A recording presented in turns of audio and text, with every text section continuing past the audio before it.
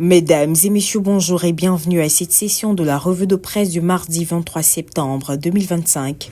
La Côte d'Ivoire accentue la modernisation du secteur minier et la lutte contre l'orpaillage clandestin. Le mandat nous apprend que le pays s'est doté d'un important outil. Selon le Premier ministre Begré Mambé, c'est un tournant qualitatif et décisif dans le développement du secteur minier. Toujours sur le plan économique, avec cette fois le secteur Anacad Fraternité Matin, informe qu'une usine de grande capacité installée à Toumoudi et le chef de gouvernement a inauguré l'unité qui débute avec 1000 emplois. Et puis au niveau politique, le rassemblement rappelle qu'il ne reste que 32 jours pour renouveler le pacte entre Ado et le peuple ivoirien, sans donner les raisons pour lesquelles le candidat du RHDP sera plébiscité.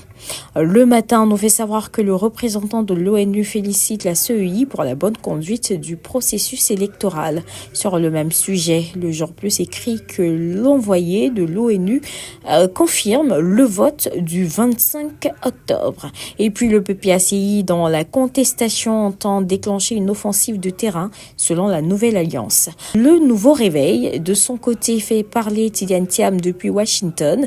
Tous les calculs de nos adversaires se sont révélés faux. Gardez espoir, a rassuré le président du PDCI RDA.